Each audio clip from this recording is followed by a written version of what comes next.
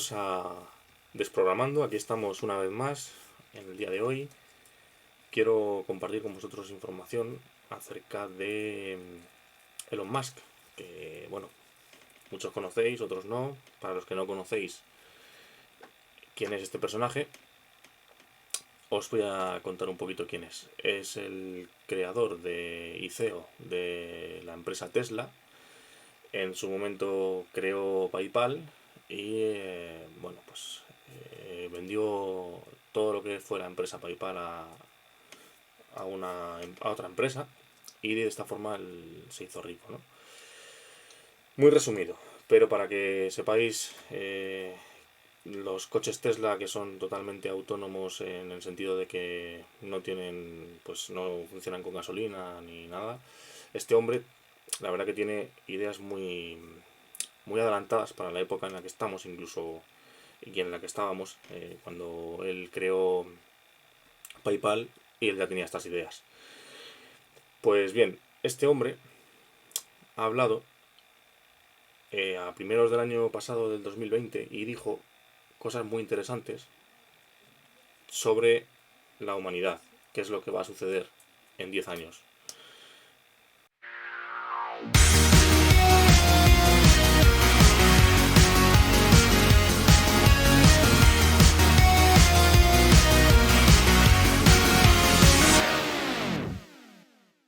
How life will be in Earth 20, 30, 50 years from now, our education, our transport. How do you see it? Well, I think this is one of those things that's quite difficult to predict. When you think of, say, the first controlled powered flight was 1903 with the Wright brothers. And then 66 years later, we put the first people on the moon. I mean, if you'd ask people, say in 1900, what are the odds of, man landing on the moon, they would have said that's ridiculous. And if you try to talk to them about the internet, they would not even know what the heck what are you even talking about? Like, this sounds so crazy. But today, with a $100 device, you can video conference with anyone in the world. On the other side of the world, and if you have a Wi-Fi connection, it's basically free. Free to have an instant visual communication with anyone, or even with millions of people. With social media, you can communicate to millions of people simultaneously. You can Google something and ask any question. It's like an oracle of wisdom that you can ask almost any question and get an instant response. It would have been incredibly difficult to predict these things in the past, even the relatively recent past. So I think the one thing that we can be quite certain of is that any predictions we make today for what the future will be like in 50 years will be wrong. That's for sure. I mean, I think directionally, I can tell you what I hope the future has, as opposed to maybe what it will be, because this may just be wishful thinking. I hope we are out there on Mars and maybe beyond Mars, the moons of Jupiter.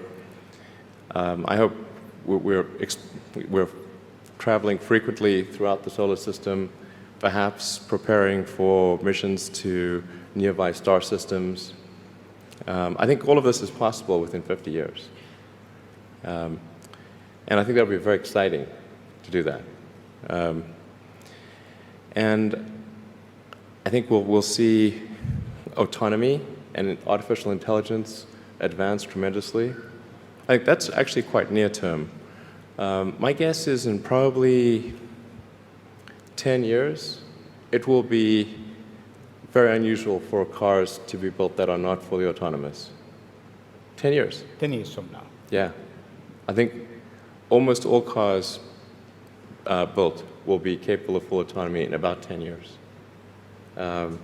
As it is, the Tesla cars that are made today have the sensor system necessary for full autonomy, and we think probably enough compute power to be safer than a person.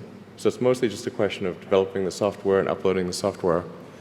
And if it turns out that that more compute power is needed, we can easily upgrade the computer. And so that's all Tesla's built since October of last year. And other manufacturers will follow and do the same thing. So getting in a car will be like getting in an elevator. You just tell it where you want to go, and it takes you there with extreme levels of safety. And that'll be normal. It'll just be normal.